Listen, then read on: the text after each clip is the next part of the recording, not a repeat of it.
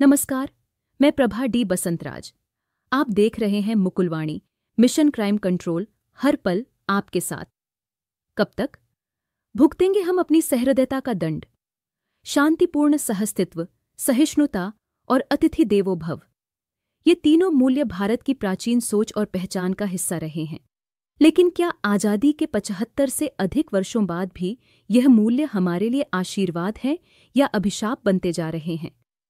हमारा इतिहास गवाह है कि हमारी सहृदयता को समय समय पर विदेशी आक्रांताओं, पड़ोसियों और वैश्विक ताकतों ने न केवल कमजोरी समझा बल्कि उसका खुलकर दोहन भी किया।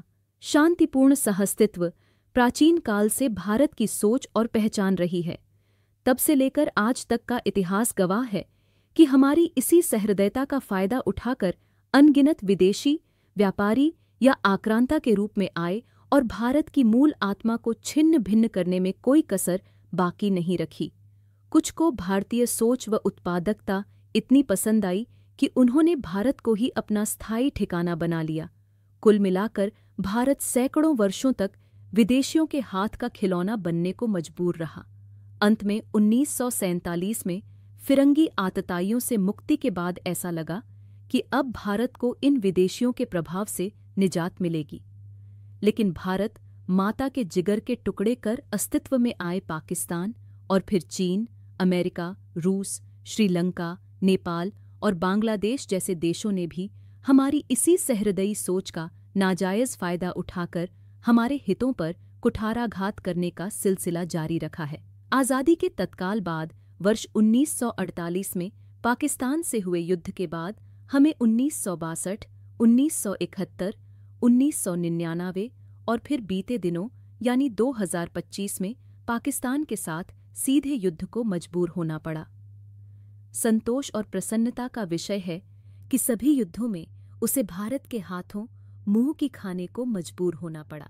इस बीच पुराने मतभेदों को भुलाकर भारत पाकिस्तान संबंधों को एक नया आयाम देने के उद्देश्य से वर्ष 1999 में तत्कालीन प्रधानमंत्री अटल जी की लाहौर बस यात्रा और फिर वर्ष 2015 में निवर्तमान प्रधानमंत्री मोदी जी की अकस्मात लाहौर यात्रा और वहां के प्रधानमंत्री नवाज शरीफ से दोस्ताना मुलाकात के बावजूद पाकिस्तान अभी भी अपनी नापाक हरकतों से बाज नहीं आ रहा। आज़ादी के बाद हमने हिंदी चीनी भाई भाई की सदिच्छा की सोच के साथ चीन की ओर दोस्ती का हाथ बढ़ाया, लेकिन चीन की धृष्टता और हम पर थोपे गए युद्ध में संसाधनों की कमी के कारण 1962 के युद्ध में हुई हार के परिणाम स्वरूप हमें अपनी हजारों एकड़ भूमि चीन को सौंपना पड़ा।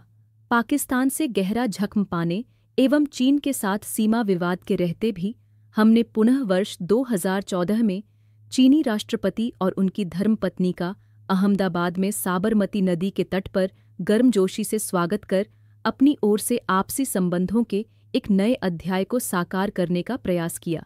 याद कीजिए, जब झूले पर झिंगापिंग दंपत्ति को चाय पिलाने की फोटो पूरे विश्व में काफी वायरल हुई थी, लेकिन बदले में मक्कार चीन ने डोकलाम और गलवान में हमारी भूमि को हड़पने की साजिश की। आज का चीन हमारे दुश्मन देश पाकिस्तान ही नहीं बल्कि अन्य पड़ोसी देशों नेपाल, बांग्लादेश, श्रीलंका और अफगानिस्तान को अपने खेमे में कर हर तरह से हमें परेशान करने का कोई मौका नहीं छोड़ रहा। रूस के साथ तो हमारी ऐतिहासिक और अटूट दोस्ती थी, लेकिन पिछले दिनों पाकिस्तान के साथ रूस के संयुक्त सेना अभ्यास और फिर ऑपरेशन सिंदूर के बाद पाकिस्तान के साथ रूस के हुए सैन्य समझौते ने रूस के साथ हमारे संबंधों को नए सिरे से समीक्षा करने को मजबूर कर दिया है। हाल के वर्षों में अमेरिका के साथ भारत के रिश्तों में ऐतिहासिक रूप से मजबूती देखने को मिली। हमारे प्रधानमंत्री ने तो बाजाब्ते अमेरिका में भारतीय बिरादरी के समक्ष अब की बार ट्रंप सरकार का नारा भी दिया और फिर राष्ट्रपति ट्रंप को अहमदाबाद के नरेंद्र मोदी स्टेडियम में नमस्ते ट्रंप के स्लोगन के साथ लाखों भारतीयों की उपस्थिति में ऐसा भव्य स्वागत किया जिसे भुला पाना ट्रंप के लिए असंभव होगा। लेकिन ऑपरेशन सिंदूर के दौरान व उसके बाद ट्रंप वाणी को पता नहीं किसकी बुरी नजर लग गई है। आज के ट्रंप न केवल पाकिस्तान को भी भारत की तरह समझदार बताते हैं बल्कि एलानिया पाकिस्तान के प्रति अपने निश्चल प्यार का इजहार करते हुए पहलगाम आतंकी हमले के पटकथा लेखक फील्ड मार्शल आसिम मुनीर के साथ बंद कमरे में लंच तक करने लगते हैं, तो फिर हमारी नियति में ऐसा कौन सा दोष है कि हम जिसमें भी एक सच्चे दोस्त की छवि देख उसे सहृदयता से आलिंगनबद्ध करते हैं, उसी से आगे जाकर हमें धोखा मिलता है। आखिरकार भगवान हमारे साथ न्याय क्यों नहीं करते? ज्योतिष शास्त्र पर मेरा ज्ञान अत्यंत अल्प है, फिर भी यदि हमारे ज्योतिषाचार्य इसमें ग्रह नक्षत्र का कोई दोष समझते हैं तो उन्हें भी इस दोष का निवारण करने हेतु प्रोत्साहित करने की आवश्यकता नहीं। यह सब केवल भू राजनीतिक स्वार्थ हैं या हमारी नीति निर्माण की भोली आशावादिता? क्या भारत को अब भी हर उस मित्र की तलाश जारी रखनी चाहिए जो केवल वक्त पर साथ दे और संकट में मुंह मोड़ ले? हर बार जब भारत किसी राष्ट्र से मित्रता का हाथ बढ़ाता है तो क्या हमें अपनी सुरक्षा और आत्मसम्मान को गिरवी रख देना चाहिए? अब समय आ गया है कि हम केवल नीति नहीं, स्वाभिमान आधारित कूटनीति अपनाएं।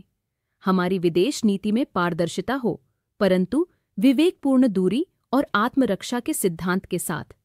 हमें अब सहृदयता और राष्ट्रहित में संतुलन बनाना सीखना होगा, क्योंकि यदि हम बार बार अपनी सच्चाई के बदले विश्वासघात सहते रहे तो वह दिन दूर नहीं जब हमारा धैर्य ही हमारी सबसे बड़ी कमजोरी बन जाएगा। याद रखिएगा, लगातार मिल रहे धोखे सदैव विनाशकारी होते हैं।